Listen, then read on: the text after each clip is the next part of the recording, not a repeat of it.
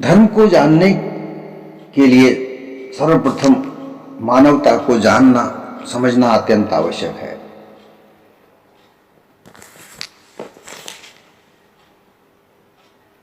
विश्व भर में अनेक धर्म हैं और प्रत्येक धर्म के धर्म संचालक भी हैं।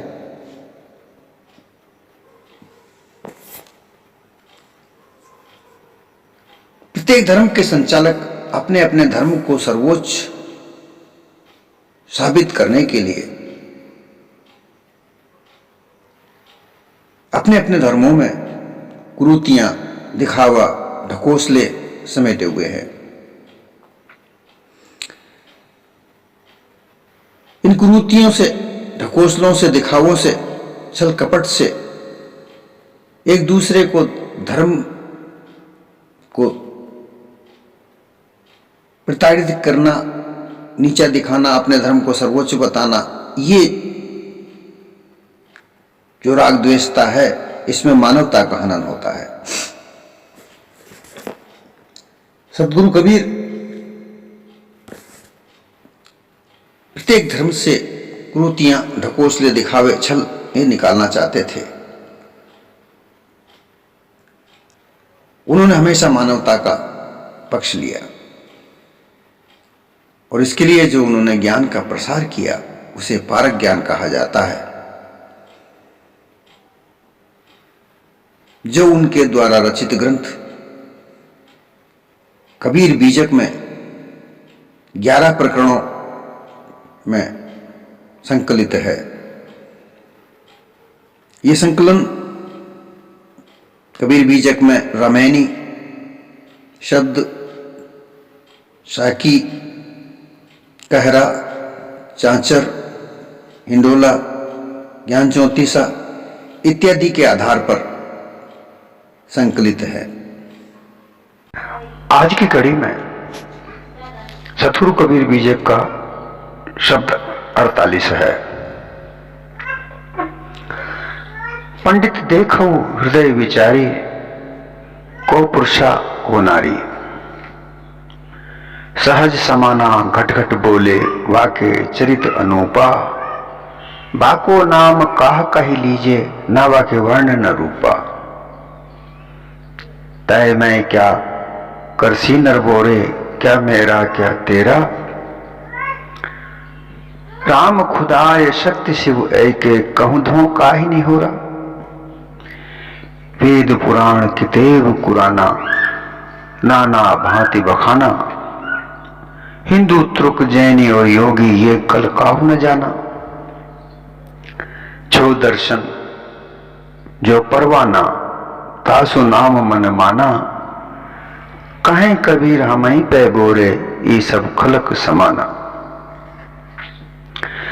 सद्गुरु कबीर इस शब्द के द्वारा उन पंडितों को, यहां पंडित विद्वान को लेकर कहा गया है,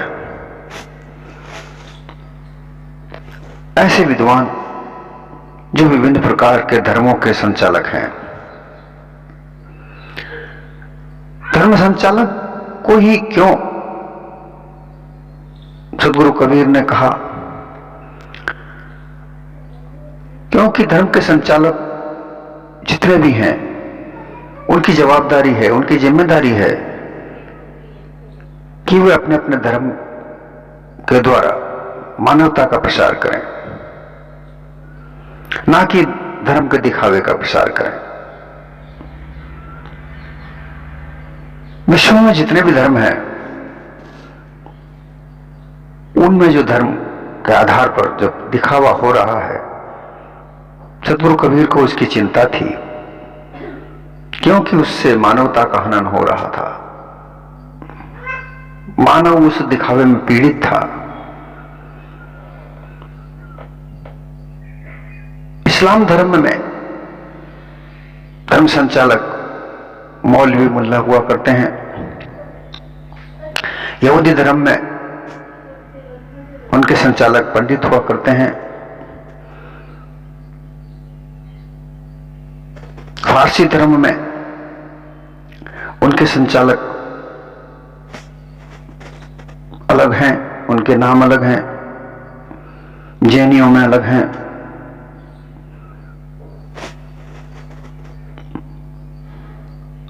और पुरोहित भी एक धर्म संचालक का नाम है। ये सभी धर्म संचालक हैं और इनको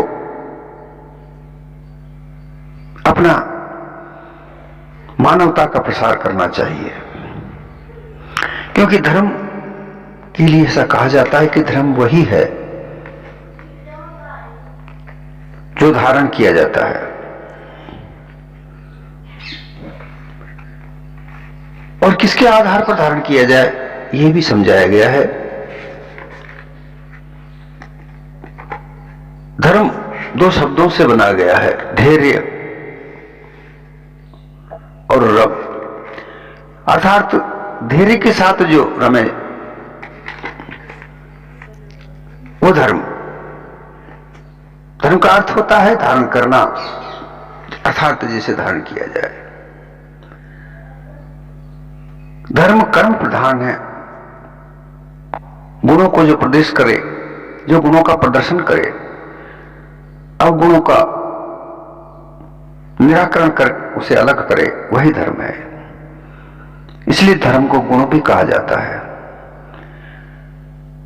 यहां यह भी उल्लेखनीय है कि धर्म शब्द में गुण का अर्थ केवल मानव से संबंधित नहीं है, पदार्थों के लिए भी धर्म शब्द प्रयुक्त होता है। जैसे कि पानी का धर्म बहना, अग्नि का धर्म है प्रकाश देना, ऊष्मा देना, और संपर्क में आने वाली वस्तु को जलाना, संपर्क में जो उसके साथ वस्तु आ जाती है उसे वो जला देती है।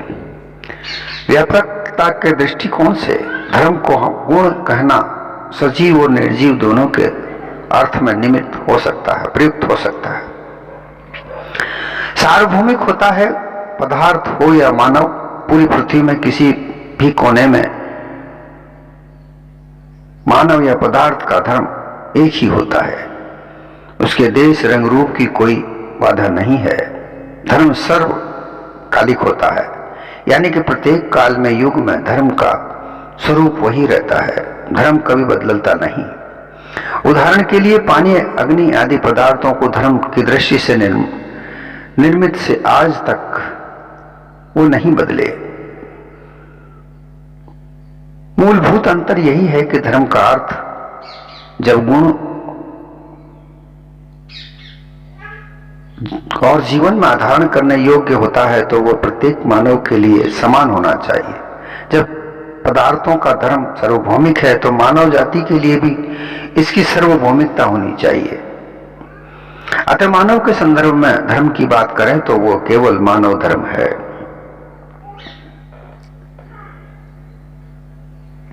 इसी प्रकार से सदगुरु कबीर जितने भी धर्मावलंबी जो धर्म के संचालक हैं, जो विद्वान हैं, उनसे ही कहना चाहते हैं कि है पंडितों, जरा तुम ये देख के बताओ, ये सोच के बताओ, ये विचारो कि कौन पुरुष और कौन नारी है।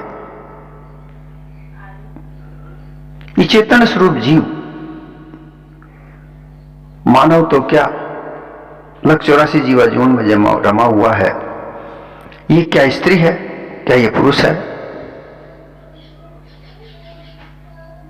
पुरुष और स्त्री के गुण तो देह में लिंग के आधार पर निर्धारित किया जाता है, वरना तो जीव सर्वव्यापक, निर्गुण, निराकार, चैतन्य गुण लक्षण का है। वो स्त्री वो पुरुष कैसे हो सकता है?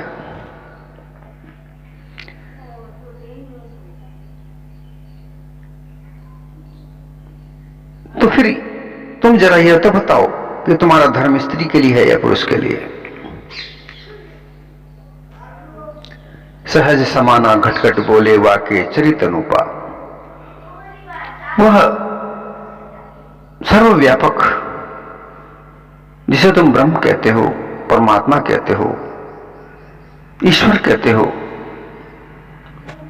ये तो मात्र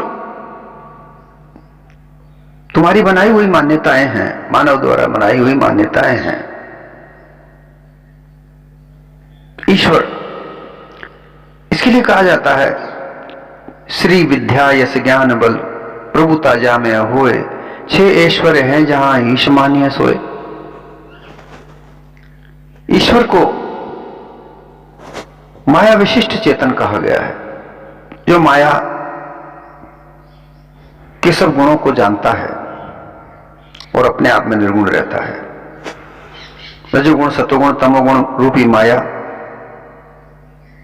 इसके सभी गुणों को वह जानता है और वो उनसे परे रहता है, उनका प्रयोग भी करता है, उनमें लिप्त भी रहता है।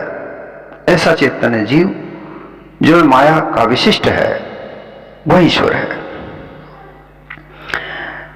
यहां माया की उपाधि उसको रहती है। कहा है ईश्वर जीव के लगी उपाधि माया अविद्या आदि। माया की उपाधि ईश्वर के लगी हुई है, और जो जीव है, जो सर्वात्मा चैतन्य है, सर्वज्ञ है, वो अविद्या की उपाधि के कारण अल्पज्ञ कहता है।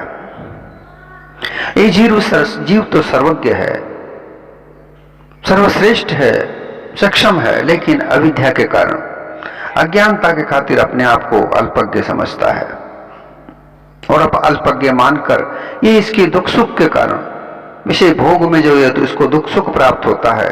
उस दुख सुख की निवृत्ति के लिए ईश्वर, अल्लाह, खुदा, गॉड, परमात्मा इत्यादि के नाम से विभिन्न प्रकार के धर्मों का निर्माण इसी ने किया। धर्म किसी खुदा या गॉड या परमात्मा या ईश्वर ने नहीं किया, धर्म का निर्माण इन्होंने नहीं किया।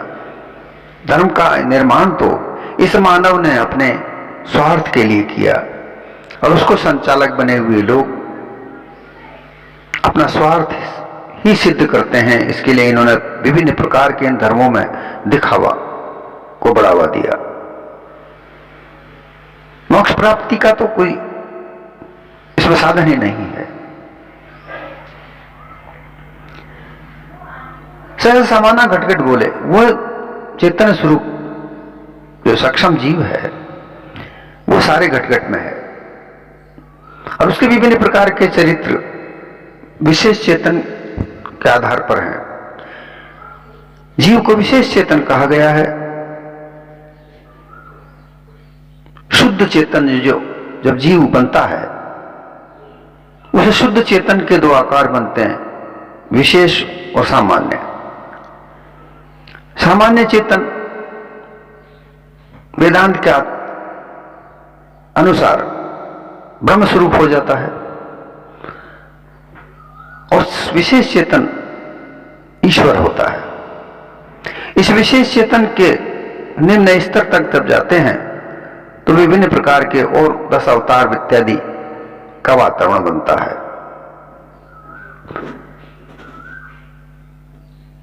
इसलिए कहा गया कि वो तो घटघट में विराजमान है और उसके चरित्र विभिन्न प्रकार के हैं, इसी चेतन आत्मा के हैं। ये स्त्री भी है, ये पुरुष भी है, लेकिन अपने आप में ना स्त्री है ना पुरुष है। चेतन स्वरूप जीव ना स्त्री है ना पुरुष है, ये देह के आधार पर स्त्री पुरुष है।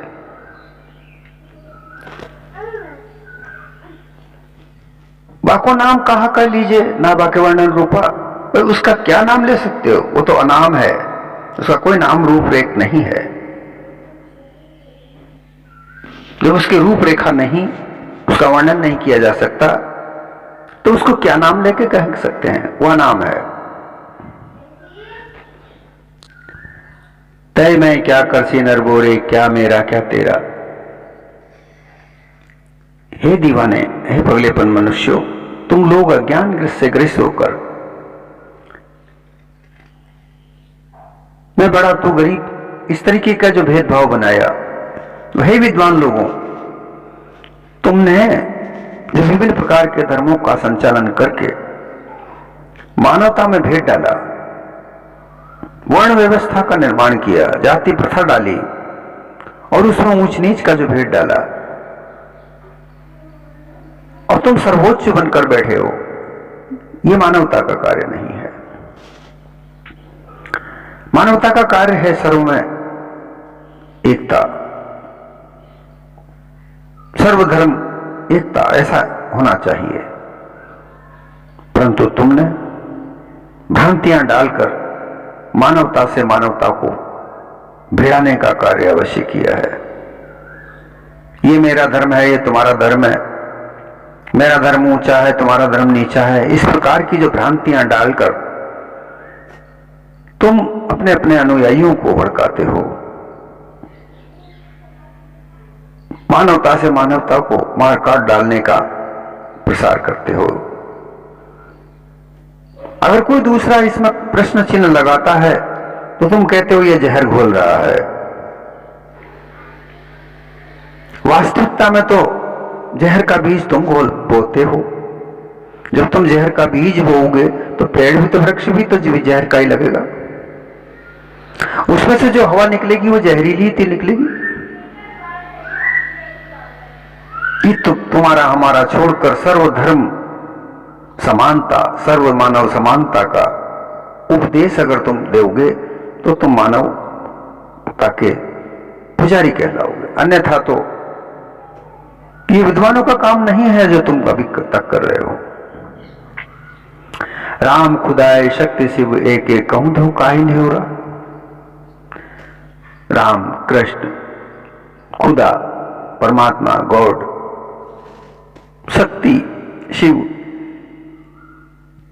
ये जितने भी पीर पैगंबर, राम, कृष्ण, शिव, शक्ति, इस्लाम धर्म के पैगंबर,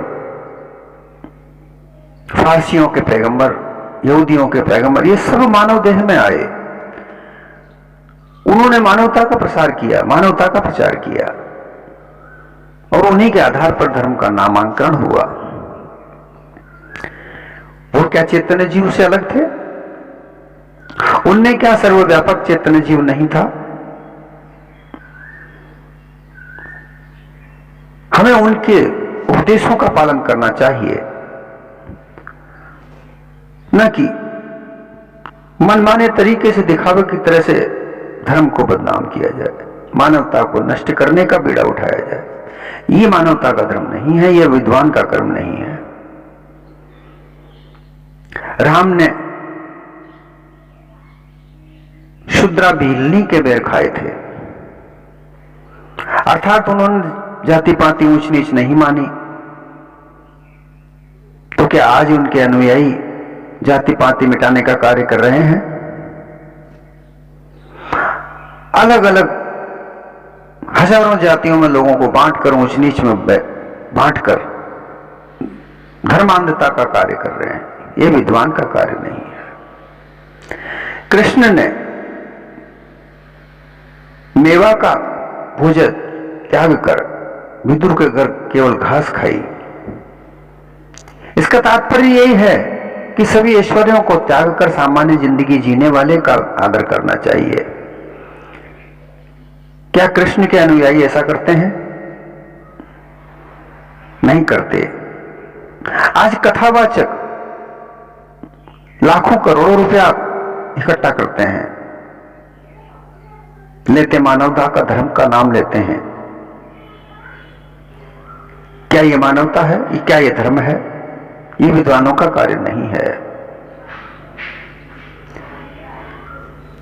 इन सब पीरों, पैगंबरों, अवतारों चैतन्य जीव स्वरूप था जो अपने अपने जमाने में, अपने अपने समय में जो रास्ता दिखला कर गए उस पर चलने का हर मानव का कर्तव्य है, और उस पर उसका निर्देश देने का कर्तव्य पंडितों, विद्वानों का है जो अपने अपने धर्म के संचालक बने हुए हैं। वेद पुराण कितेब कुराना, नाना भांति बखाना। विद्वानों, तुम लोगों ने वेद पुराण, कितेब, कुराना, 4 वेद, इनका सहारा लेकर लोगों को भ्रमित किया, लेकिन जो वेद में लिखा उसका पालन तुमने खुद नहीं किया। ऋग्वेद में 5 देवताओं का नाम आता है जिसके लिए पूजा पाठ किया जाता है। अग्नि, जल, पवन, सूर्य और इंद्र। और देवता वो होता है जो कुछ देता है, इसीलिए उसका नाम देवता पड़ा। जल हमें तृप्ति देता है, प्यास मिटाता है। अग्नि हमें उष्णता देती है, भोजन का पकाने का कार्य करती है। पवन हमें श्वास लेने देता है, प्राणवायु देता है। सूर्य प्रकाश देता है। इंद्र आर्यों का सेनापति हुआ करता था। वो विभिन्न प्रकार के युद्धों का नेतृत्व करता था और आर्य के विरोधी लोगों को मारकाट मचाकर उनको समाप्त किया जाता था। ऋग्वेद में ऐसे ही ऋचाएं हैं जो इंद्र को संबोधित करके कही गई हैं और उन युद्धों का नाम बताकर कहा गया है कि तुमने उस युद्ध में हमारी रक्षा की, अब की बार भी हमारी रक्षा करो। विभिन्न प्रकार के युद्धों का नाम लेकर उसको दुहाई दी जाती है कि तुमने हमारे इन सभी युद्धों में हमारी जान बचाई, अब की भी हमारी जान बचाओ। अर्थात मार काटने की, मानवता को नष्ट करने की विधि तुमने लिखी और उसी का तुम प्रसार करते हो। ईश्वर ब्रह्म इत्यादि का वहां नाम नहीं है। ईश्वर ब्रह्म इत्यादि बाद में रचे गए, इनके लिए ग्रंथ बाद में रचे गए और दुहाई देते हो वेदों की। पुराण में 18 पुराणों में कहीं भी आप देख लो, केवल युद्ध ही युद्ध है, मानवता का नामो निशान नहीं।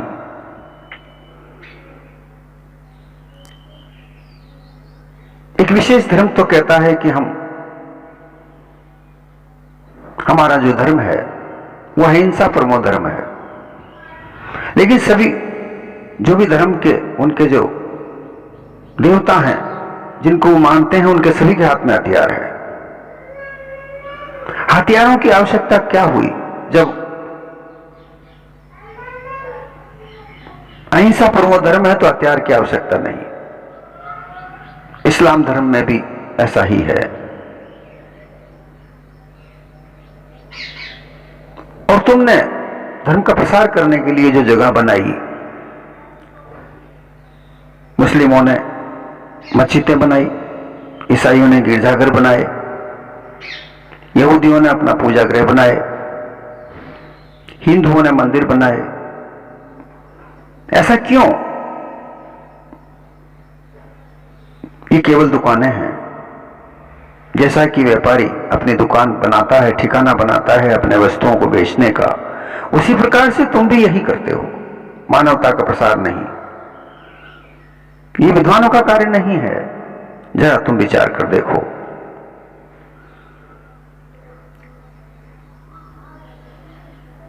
इंजील, फुरकान, जिंदावेस्ता, कुरान, ये सब किताबें तुमने लिखी हैं, उलमा पुरुषों ने लिखी हैं, उन विद्वानों ने लिखी हैं। उनके आधार पर तुम नहीं चलते। तुम केवल मारकाट का कार्य करने के लिए लोगों को उकसाते हो। ये विद्वानों का कार्य नहीं है।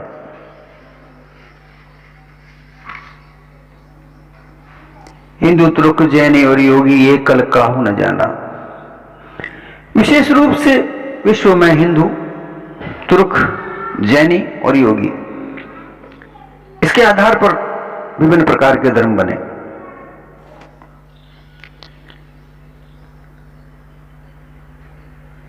हिंदू धर्म बहुत बाद में इसका नामांकरण हुआ, बहुत बाद में। इसके पहले इस्लाम धर्म का नामांकरण हो चुका था, फारसी धर्म का नामांकरण हो चुका था, यहूदी धर्म का नामांकरण हो चुका था, जैन धर्म का नामांकरण हो चुका था, योगियों का नामांकरण हो चुका था, बुद्धिस्टों का नामांकरण हो चुका था। इसका प्रमाण है कि ना वेदों में, ना पुराणों में, ना कहीं किसी भी ग्रंथ में हिंदू धर्म का नाम नहीं आता, ना रामायण में, ना महाभारत में, ना गीता में। जिसे तुम लाखों करोड़ों वर्ष पूर्व रचित ग्रंथ बताते हो उनमें कहीं हिंदू धर्म का नाम नहीं है, और यहूदी धर्म, फारसी धर्म, जैन धर्म, बौद्ध धर्म, इनका तो उल्लेखनीय तिथियां मिलती हैं। हिंदू और तुर्क ये दोनों आपस में लड़ते झगड़ते ज्यादा हैं। साहब ने इनसे कहा कि तुम ये कला नहीं जान पाए कि मानवता में एकता कैसी की जाए, तुम दोनों के धर्मों में एकता कैसे की जाए, ये कला तुम नहीं जान पाए। तुम आपस में लड़ना भिड़ना ही जाने, जो कि विद्वानों का कार्य नहीं है। आगे चलकर 6 दर्शनों का निर्माण हुआ। 6 दर्शनों का प्रमाण योगी, जंगम, सेवड़ा, सन्यासी, दरवेश, छटा गई ब्राह्मण, 6 गर्ग, 6 उपदेश। योगी 10 प्रकार, 12 योगी कहे गए हैं। जंगम जो अर्चक, बौद्ध धर्म के पहले जो विभिन्न प्रकार के उपासक थे वो जंगम थे। सेवड़ा जैनी थे। सन्यासी 10 प्रकार के कहे गए जो सन्यास आश्रम बिताते थे। दरवेश जो फकीर, इस्लाम धर्म में जो फकीर होते हैं। और ब्राह्मण के लिए कहा जाता है कि ब्राह्मण वही जो ब्रह्म को जाने। ब्राह्मण नाम जब ब्रह्म विद्या का विस्तार हुआ, ये ब्रह्म विद्या बहुत बाद में आई। सनत कुमार ने नारद मुनि को दिया, नारद मुनि ने बहुत आगे फैलाया।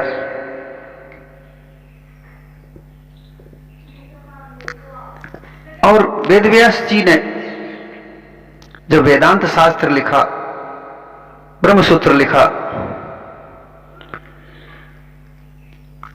तब से ही ब्रह्म विद्या का प्रचलन हुआ। और उस ब्रह्म विद्या को जो जानकार थे वही ब्राह्मण कहलाए। आज तो एक जाति विशेष को ब्राह्मण कहा जाता है। प्रमाण तो यही कहता है कि जो ब्रह्म विद्या का जानकार था वही ब्राह्मण है, और उसके लिए वर्ण व्यवस्था बाध्य नहीं हुआ करती थी। लेकिन ये तुमने बिना ब्रह्म विद्या को जाने भी ब्राह्मण कह दिया गया, ये तुम्हारे विद्वानों का कार्य नहीं। क्या आज भी ब्राह्मण ब्रह्म विद्या के जानकार हैं? नहीं हैं। अपने मनमाने तरीके से तुम धर्म के संचालक लोग, विद्वान लोग, इस मानव को मानवता से अलग करके केवल अपना स्वार्थ सिद्ध कर रहे हो। कहीं कबीर हमी पे बोरे ही सब खलक सयाना। विवेकवान व्यक्ति जब किसी बात को समझाना चाहता है और कोई नहीं समझे तो आखिर में वो कह देता है कि भाई तुम ही समझदार हो, हम दीवाने लोग हैं, हम पागल लोग हैं भाई। क्योंकि विवेकवान पुरुष जो विद्वान की श्रेणी से ऊपर उठा हुआ होता है, जिसे विद्यावान कहा जाता है, वो व्यक्ति लठ या किसी हथियार से तो लड़ नहीं सकता, वो शब्दों से ही समझा सकता है। नहीं माने तो उसके पास में एक ही बात होती है कि भाई तुम समझदार हो भाई, मैं ही पगला हूं। लेकिन अगर देखा जाए तो जो लोग नहीं समझते वही पागल हैं, वही विद्वान हैं। परंतु क्या किया जाए, इस संसार में उल्टी रीति है। इस उल्टी रीति से जो है ही नहीं उसे हां कहा जाता है, और जो हां है वो है ही नहीं।